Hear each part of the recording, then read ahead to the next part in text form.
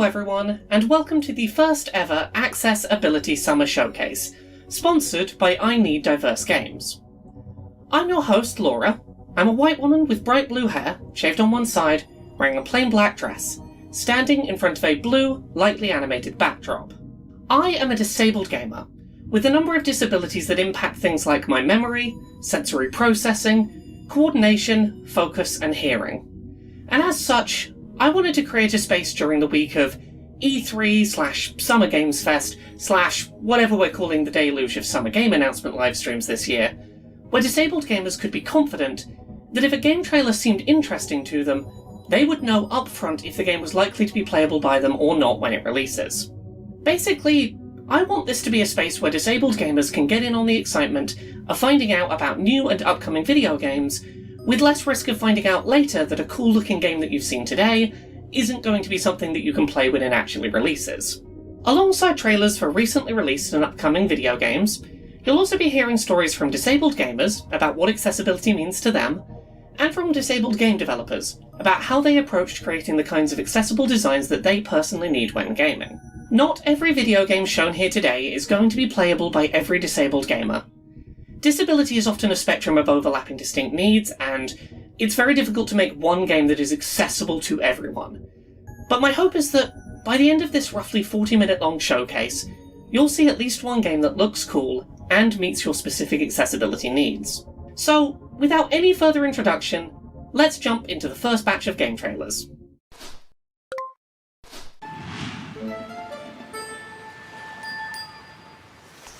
Mythwrecked Ambrosia Island is developed by Polygon Treehouse and published by Whitethorn Games. In Mythwrecked, you play as Alex, who has been shipwrecked on an island inhabited by the Greek gods. You'll need to befriend them and help get their memories back to uncover the mystery of Ambrosia Island. Making friends is integral to the gameplay of Mythwrecked. You'll get to know the gods by talking to and learning about them. Naturally, many features in Mythwrecked help make reading the dialogue accessible. The text is in a readable sans serif typeface by default. Text bubbles are available in light or dark modes, so pick whichever you prefer.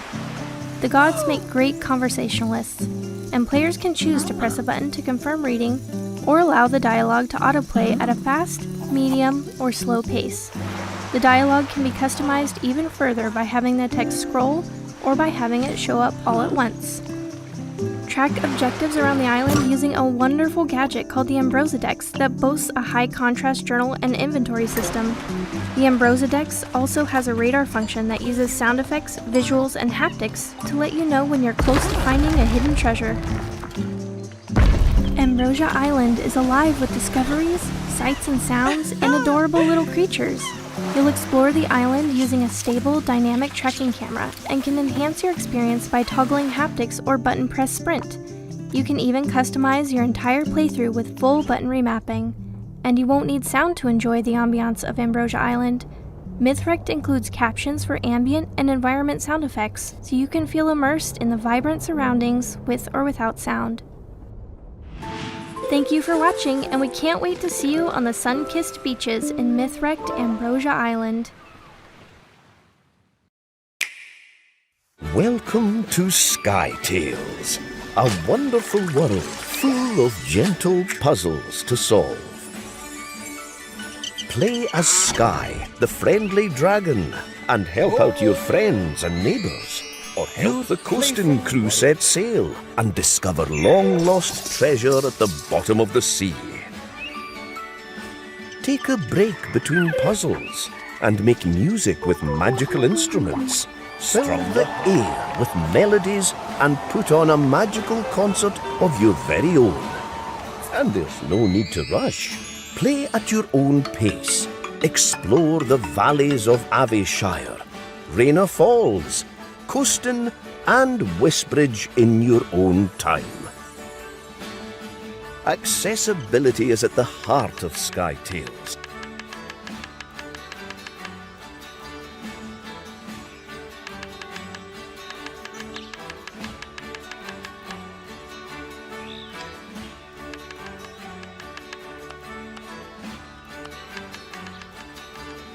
With features that let you shape the game to meet your needs. Express yourself by collecting fabulous outfits from all corners of the world. Sky Tales, your playful world awaits.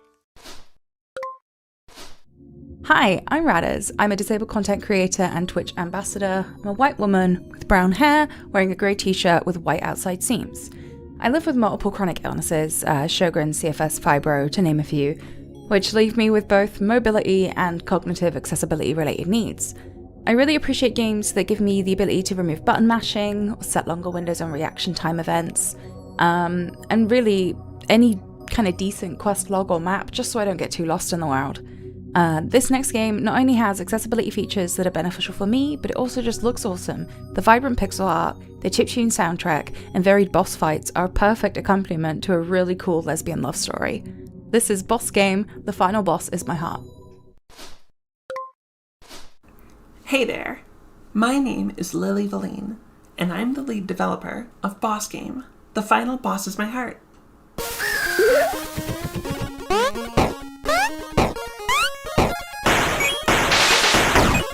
Boss Game is a lesbian romance boss rush. You play as Sophie and Anna, two broke girlfriends who hunt devils to pay the rent. The game features lightning-fast, rhythmic boss battles in a unique two-hero battle system. Sophie and Anna fight simultaneously in order to build combos, keep each other alive, and unleash super attacks. In between boss fights, you'll flirt with your girlfriend, fight your corrupt employer, and uncover the dark secrets of Mammon City, all while texting friends and enemies. Boss Game is all about using the power of love to defeat huge, ridiculous bosses. Because of the focus on hectic battles, I knew right away that I wanted to include a wide variety of gameplay options. Boss Game includes several different ways to adjust the experience and challenge, including granular settings for things like gameplay speed and bonus hero damage. These settings can be changed in large or small increments. Enabling the automatic block option will cause Sophie and Anna to activate their shields automatically upon taking damage, which reduces the need for quick reactions. The invincibility option makes it impossible to lose a battle, which allows players to avoid reaching a dead end. I've added a variety of different options so that people can experiment and find what works best for them. I found that players are very capable of using these settings to create an engaging level of gameplay that suits their ability and how they like to play. Boss Game, the final boss is my heart, is out now on Android and iOS, and will be released this July on Steam and itch.io. Thank you so much for joining me. Please have a lovely day, and enjoy the rest of the showcase. Hello, my name is Luis Alonso, and I'm the game developer for Spaceboat. I'm here today to talk to you about how I tackle the task of accessibility. What most people don't know about me is that I'm actually physically disabled myself, so I take accessibility very seriously. Despite being a triple amputee, I can't claim to be an expert in all forms of accessibility, but I can break down how I approach making Spaceboat as accessible as possible. As a result, I made sure that the game could be played comfortably with a controller and without the need for multiple button combinations for successful game progression. As someone who has beaten every Soulsborne game in existence but cannot play games like Metroid Dread, I can tell you this is paramount for people with physical disabilities. When people with cerebral palsy reached out to let us know they enjoyed playing the game, I knew that at least on that front, I'd been successful. Now let's consider people with hearing disabilities. Since Spaceboat is a narrative-heavy game, it was important to make it possible to read every voice line that was spoken. As a result, I added subtitles when full dialogue text boxes were not shown. For the visually impaired, I ran the game with multiple simulated color blindness types and realized that the bright, colorful, and high contrast art direction worked rather effectively. In the case of the most common types of color blindness like deuteranopia, it actually turned into an advantage since key markers would pop out. Recently, we added more text for those with extreme uncommon types of color blindness, or game mechanics that rely too much on colors.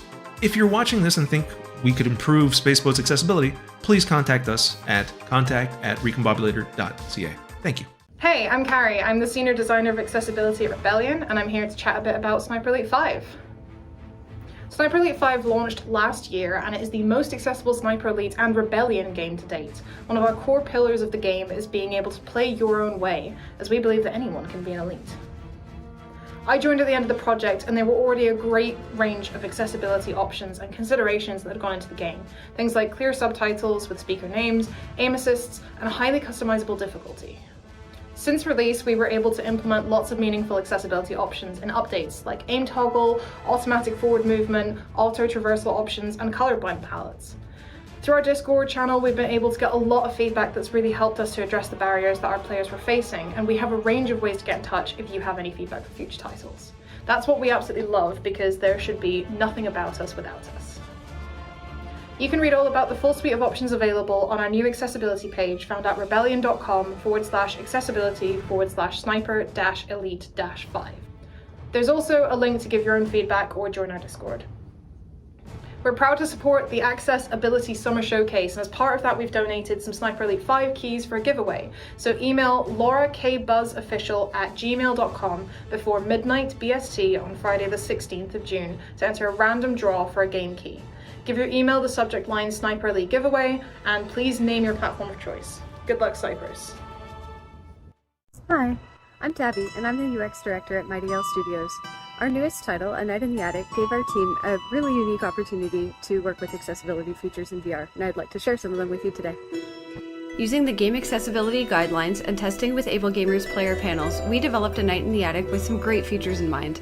Some features we've added to reduce cognitive load on our players are tutorials with button glyphs and controller movements, a book of tool actions which unlock as you progress and which you can access anytime, player-controlled dialogue progression that lets you know where in space the dialogue is taking place, and levels that are about 5 to 15 minutes long to enable frequent breaks. To help with visual accessibility, we've used captions for illustrated manuscripts and text-only dialogue, a high-contrast and easy-to-read font, UI elements that you can grab and move around to enhance readability, and no information is conveyed through color alone. The audio in A Night in the Attic features independently controlled levels for music and sound effects, plus you can toggle monaural or binaural sound and haptic feedback for actions. Finally, physical accessibility has been a really interesting challenge in VR. A Night in the Attic features comfort considerations like fully seated gameplay, keeping actions within an arm's length, and minimal requirement to bend or twist. There are 3 ways to control Guinevere: one-handed tilt, two-handed tilt, or with either analog stick. By incorporating best practices and playtesting feedback where possible, we've worked hard to make sure A Night in the Attic is a comfortable and enjoyable experience for our players. Hi, I'm the developer of Upheaval, a text-based, open-world fantasy adventure game. In just 30 in-game days, the enigmatic magician will arrive. You have until then to track down magical treasures and aid or interfere with people and factions that surround your small village. Upheaval is turn-based, so you can always take as much time as you want to plan your next move. And if the in-game time limit of 30 days is too short, turn on relaxed mode and take as many in-game days as you want to explore everything the game has to offer. You can play Upheaval completely using just your keyboard or using just your mouse or touchscreen. For blind players, the console version of Upheaval supports screen readers like NVDA and includes full text descriptions of the graphical version's important visual elements. You can play Upheaval in windowed or full screen mode, in dark mode or in light mode, and with or without background graphics. You can adjust volume for music, ambiance, and sound effects separately to get the sound experience you want. You can play Upheaval's free demo and early access alpha right now on itch.io, or wishlist Upheaval on Steam to get an email when the full version is released. If you have any questions about accessibility or any issues accessing Upheaval, join the Discord to chat with me at upheavalgame.com/discord.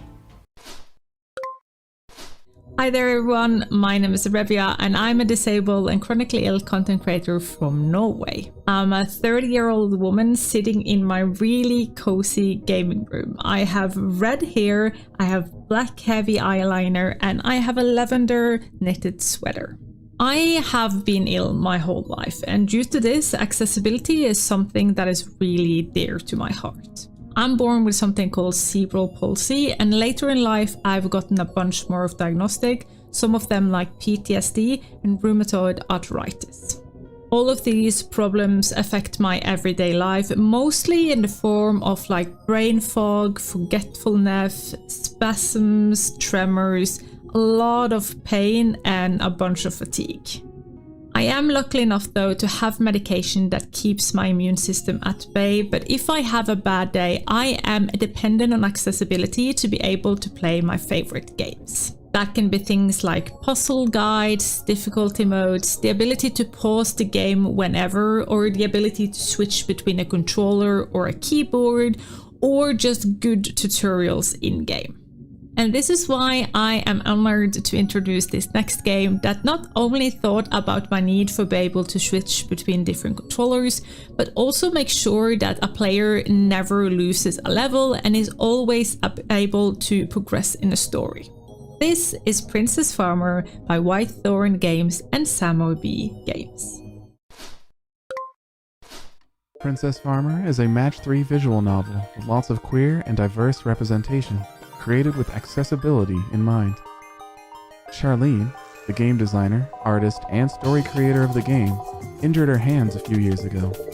One of the things that helped keep her spirits up while she healed was playing Switch games with one hand. She decided that she wanted to make a game that was easy to pick up and play with just one hand. One of Princess Farmer's main accessibility features is its gameplay styles. Sometimes folks just want to chill and not have to think about what they're doing. Action Bunny mode allows players to do just that. And if a player wants a challenge, planning out their moves carefully to make or avoid specific matches, there's Puzzle Bunny. And for those players who just can't make up their mind, Balance Bunny combines the two. The game will never punish you. The worst that can happen is that Gaia will be slightly less thrilled when you finish a level, and reward you with fewer heart coins. But you'll still advance and have many more chances to make Mother Gaia bounce with glee. There are about a zillion ways to control Princess Farmer. Multiple buttons work on gamepads, the arrow or WASD keys on the keyboard, and on mobile you can either tap or swipe the screen. There are so many settings to make your time in Gaia's Valley as suited to your needs as possible, including haptic control, separate audio channels, high contrast for visibility, visual cues that don't rely on just color, font control, no screen shake, and optional match flashing. Most of all, we really just want players to enjoy the warm hug that is Princess Farmer. The story is lighthearted and filled with mystery, cheeky flirting, and supportive friends who know you're doing your best. You'll always find a cheerful welcome in Gaia's Valley. Botany Manor is a first-person puzzle game developed by Balloon Studios and published by Whitethorn Games. You play as Arabella Green, a retired botanist living in a beautiful, picturesque manor. While exploring the manor, you'll discover clues and research that will help you unlock the mysteries of forgotten flora. Admire the manor through Arabella's eyes, with field of view, motion sensitivity, and camera smoothing sliders. Invertible camera controls help ensure you have a familiar experience. Inspect postcards, books, posters, and more around the manor for information about your plants. When deciphering these clues, text overlays can assist with the details that may be hard to see in your playing environment. The overlay is a high-contrast, sans serif text overlay that displays on screen. You don't need to rush your time in Botany Manor. There are no time limits to solve puzzles, so feel free to explore the halls and gardens during your stay. If you do, however, feel the rush of being on the brink of a discovery, you can toggle sprint with a single button press. Botany Manor has an optional single-stick mode that allows you to play using a single analog stick for movement. You'll have a toggle or hold option for a look-around view that you can use to stand still while you use the analog stick to observe your surroundings instead of move. Here, we're using single-stick mode and have the camera customization set to increase your field of view and camera smoothness. Take your time researching, relaxing, and uncovering the mysteries of long-lost flora in Botany Manor.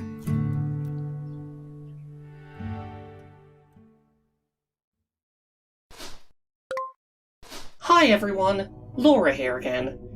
Thank you so much for being here and watching the very first Accessibility Summer Showcase. I would like to take a quick moment at this point in the showcase to thank I Need Diverse Games, whose sponsorship of the showcase's debut year has made it possible to commission art assets for the event, as well as creating American Sign Language, British Sign Language, and audio-described versions of the presentation. We've got a bunch of games still to showcase today, but I want to take some time to say a quick thank you as well to all of the developers who brought games along to the showcase today. This is the event's first year, and I appreciate every game developer who took the time to take a chance and be involved in a debut event like this.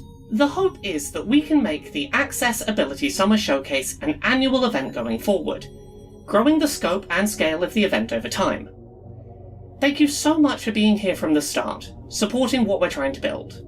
Anyway, you're here for game trailers and news, so let's get back into things, starting with one of 2023's most impressive examples of accessibility improvements that were added in a post-launch update.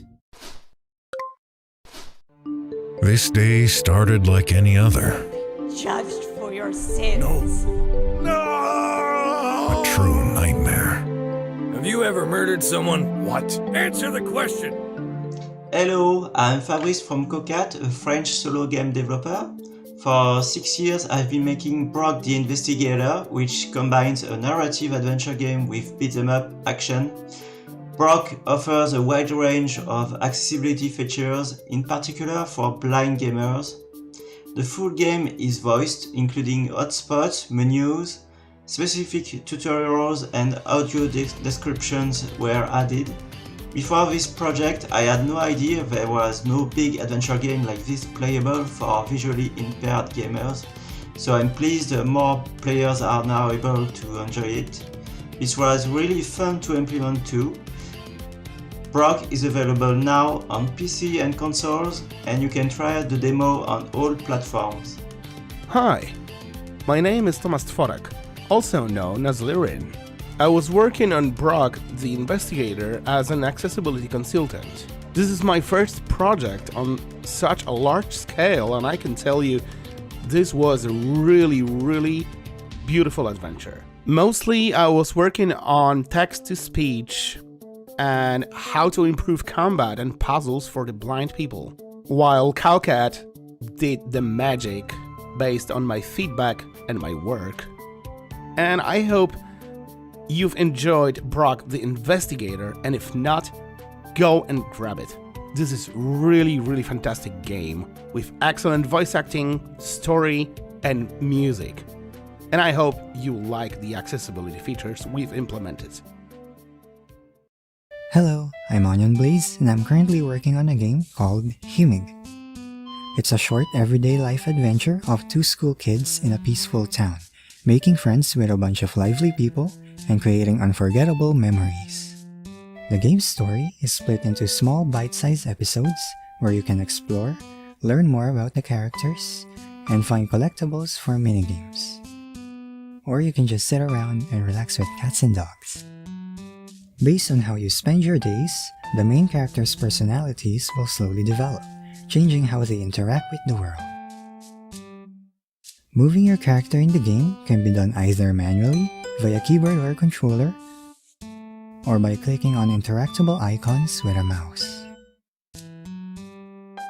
So far, the game allows clipboard-based text-to-speech for most of its systems, with proper support for it planned before release. There's also audio subtitles, audio descriptions, and separate audio volumes for background music, ambient sounds, and sound effects. Speed or difficulty options for dialogues, in-game time, or minigames are also present, alongside various screen and graphic settings like window type, brightness, shadow and particle quality, camera motion, and many more. There's still a lot of things to work on before the game is finished, but some planned features are general UI size and color settings, a simple map, event guides and recaps, full controller mapping, and more limited control options, like being able to play with just one button or by making any sound with a microphone. Himig is currently planned for Windows, Mac, and Linux, both on itch and Steam. I'm designing the game to be as accessible as I can with my current resources, so if you're interested and would like to see more of it, please share it to your friends, wishlist it on Steam, or become a member on Ko-fi, where I share frequent updates about Himig and other things. Thank you, stay safe, and have a good day.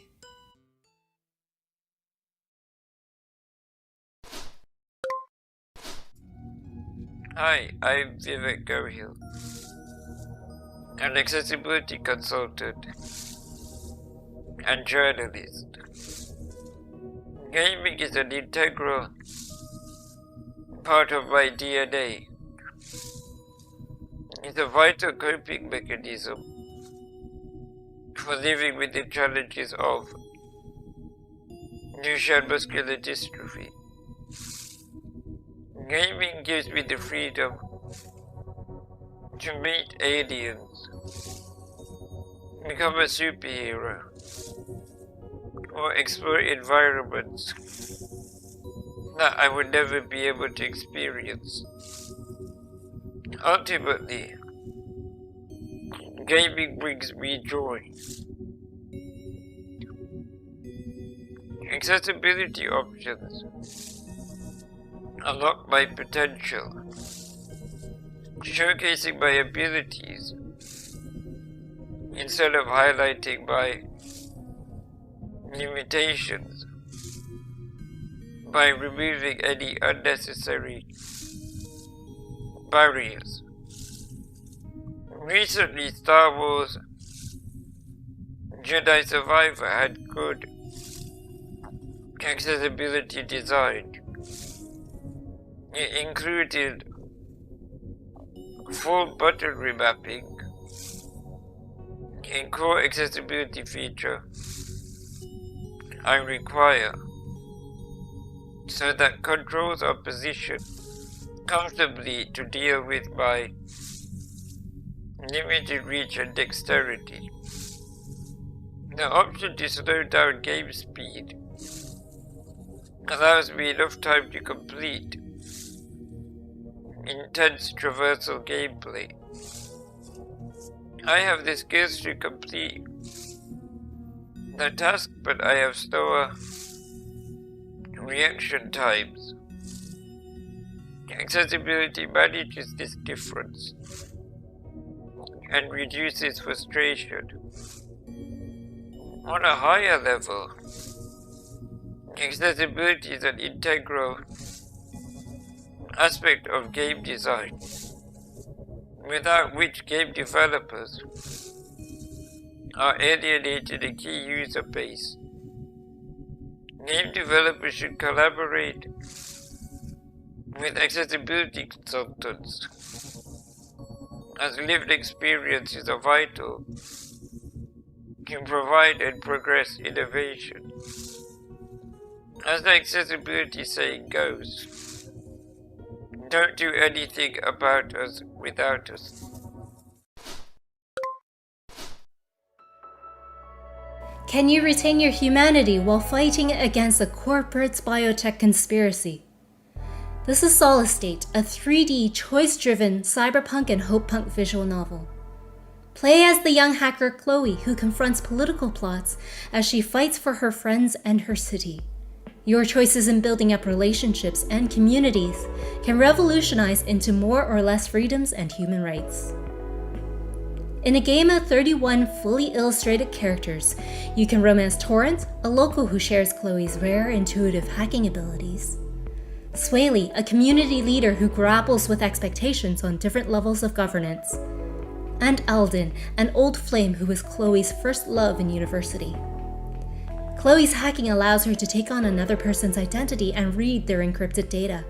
With such abilities, what does it mean to speak your truth responsibly?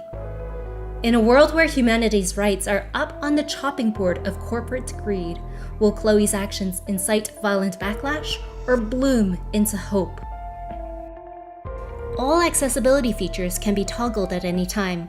We have a toggle for open dyslexic font for all of our text to make our game more readable. There is a full history log of previously read text for each scene. Text speed can be adjusted. There is a selection of highlight colors to show which character is speaking, which aids with visual legibility and color blindness. There is no time limits in making choices in-game, and there are no flashing lights. Coming to Steam and Xbox in 2023, your choices mobilized.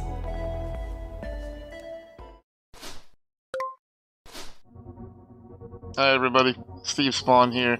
My friend Laura Cade asked me to stop by and tell a brief story about why accessibility matters to me. Well, there's obviously a lot of stories and they take a lot of time, so I'm going to try to tell you the shortest story that I know that made a difference in my life. A long time ago, young Steve really enjoyed hanging out with his friends. He was a very not social kid. Young Steve had no idea how to talk to people or how to make friends, or was scared of being made fun of in so many ways. But the one thing I was not scared of was playing video games. Well, I enjoyed playing games, but I always did them alone. And my friends were kind of going in the opposite direction. In high school, they stopped wanting to go play games and wanted to go to the world. And they wanted to go out and enjoy hotel parties away from the adults. They wanted to go to the clubs for under 18s, and they wanted to have fun in the real world. But the problem was, outside of the club was my mortal enemy, the single stair.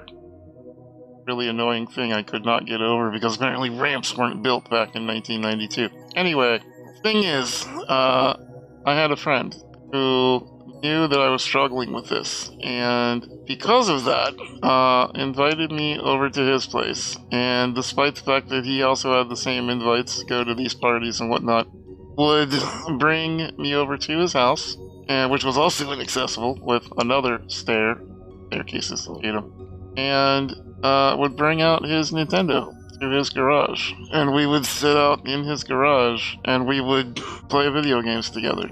And that was our connection point, was that he took the time and understanding to realize that I was being left out of our friendship circle that I had always been included in, not purposely, but because people didn't realize that wheelchairs couldn't go where they wanted me to be able to go. And he found a way around that by introducing me to video games, by keeping me in video games as a social aspect.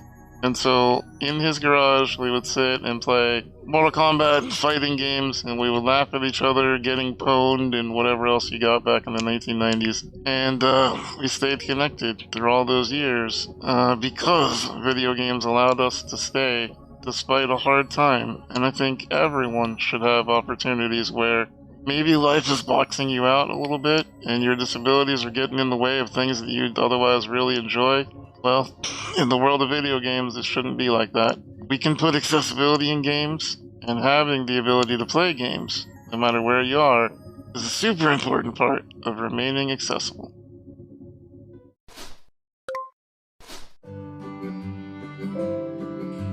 Hearts is a light-hearted and wholesome 3D narrative-driven adventure about coming to terms with grief and recapturing the freedom of exploring nature. You play as Tyke, who is revisiting a beloved childhood holiday destination, Pine Hearts, to overcome the physical and mental mountain set before him. The team at Hyperluminal are committed to making games better, and for us that includes striving to make our games as inclusive and accessible as we can. We took part in an inclusive design accelerator in 2022 that kickstarted the process of us building accessible design practices into the culture of our studio. A key concern for our focus group arose around the need to have clear signposting of what accessibility options were available and where to find them. We have chosen to address this in two ways. Firstly, by creating a dedicated accessibility onboarding flow for first-time players, where they can set a few basic accessibility options before they jump into gameplay. We also aimed to provide immediate and quick access to the full suite of options from our settings menu by housing them under a dedicated accessibility heading. Currently, we have around 10 settings planned for release, with 2 in the development phase right now.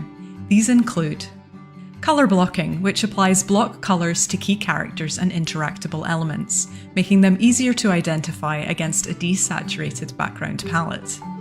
Simplified controls, which removes inputs that require prolonged or timed button presses with simpler single button press inputs, allowing easier access for players with joint pain or upper body dexterity limitations. Our future plans include options for high contrast and highlight interactable modes, settings for scaling UI and fonts and for changing font styles, as well as options for turning on contextual subtitles for animated cutscenes and full controller remapping support.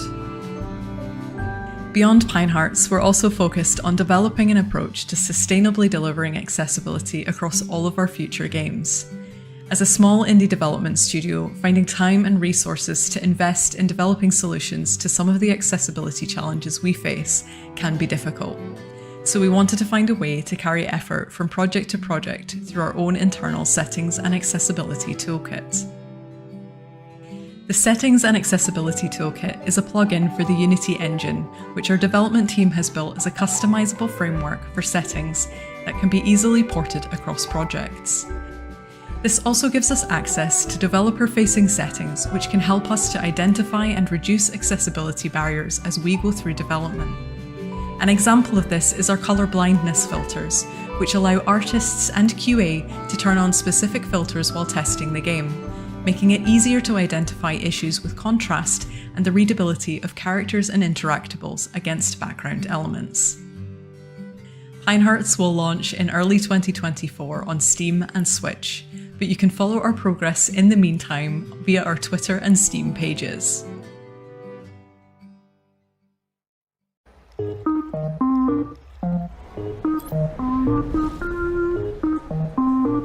I'm detecting group energy signatures.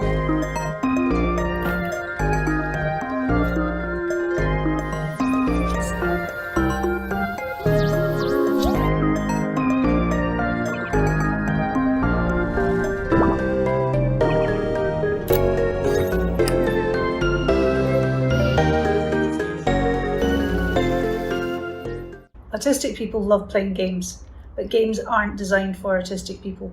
They can be too loud, they can be too bright, they can be too stressful. Welcome to Space Station Norpopolis, where the groups have got loose after a lab accident. You have to use your Vacuumizer 5000 to help friendly robot Blink recapture them before Mr. Norp finds out. The game is full of features to help autistic people enjoy the game.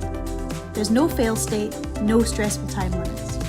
You can skip challenges, repeat tasks, and go at your own speed. If you get overstimulated, hit the smartwatch and come straight out of the game to a calm space where you can recover. Then rejoin the game when you're ready. There's an accessibility menu to fine-tune the game to your particular sensitivities, and a multitude of other features designed into every level. Blink in the Vacuum Space has been designed from the ground up for autistic people, to put them in control so they can enjoy the game and just be themselves. Autistic people are proud of their autism.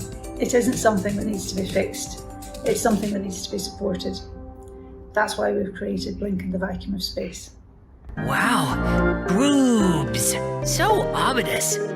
Blink and the Vacuum of Space. So, let's get to it, shall we? We're nearing the end of the Accessibility Summer Showcase 2023, with the next trailer being our last one of the day, announcing a release date for a game that a lot of people in the gaming accessibility space have been looking forward to for the past few months. All that remains to be said is thank you to every game developer out there that's taking the fight for improved accessibility seriously, every disabled gamer that's speaking out about their experiences, and to everyone who tuned in today to watch the showcase. You can find out more about the games that were shown during today's showcase by checking out access-ability.uk, where we will have links to all of the day's trailers, as well as to every game that was showcased. I hope you all enjoy our final announcement, and hopefully we'll see you all again next year. Hi everyone, I am Sightless Combat, accessibility consultant, gamer without sight, and content creator. Now, if you're wondering why I use the term gamer without sight, I use it because legal blindness, often just shortened to being blind, can and often does include usable and or residual vision, which I've never had. It's basically a way of me saying, I can see absolutely nothing at all. And that brings us to a very interesting point. I'm really glad to be here. Thank you so much to the organisers for letting me participate in this event. It's an absolute privilege and an honour. But I'm here to introduce to you the next game in the lineup, a fantastic game that is from a genre that a lot of people would think you can't play without being able to see, namely a point-and-click game, and it is the wonderful Stories of Blossom, which has been rumoured and hinted at and demoed for a number of years in various fashions. And finally, the amazing folks at Softleaf Studios are releasing it this year. And I am so excited for this, partly because I'm in the credits, but also because it's going to be a game that is fully playable without the need for sighted assistance in any capacity, which is always a fantastic thing to see when it's executed as well as this game does it. So without further ado, here is the new trailer for Stories of Blossom from Softleaf Studios. Hi everyone, my name is Connor Bradley, Creative Director of Softleaf Studios. Today I am excited to be sharing a quick overview of the accessibility of our game Stories of Blossom. From the very beginning, accessibility has been our main goal. So we've been working closely with those from the disabled and neurodiverse communities to help us remove barriers from our game. A lot of this work has been baked into the experience itself, such as the readability of each dialogue line, the design of our puzzles, and how we lay out information and our menus. We also have a large array of accessibility options that you can use to tweak the experience to your liking. For a full rundown of those, please visit our updated accessibilities page at softleafstudios.com. And now I am thrilled to announce we have a new trailer. I believe I have a story that could help. I wonder what she's getting up to. It looked like they could use some help, and lots of it. Let's see what we can do about that. She came across a planet full of little fungi people. Hello, little fella. I better get out of here before he realises. There once was a pirate that sailed the 7 seas. And wore a pink tutu. And wore a pink tutu. Oh, look! Hidden treasure. In the backpack it goes. You see, my dear, you have no need to worry.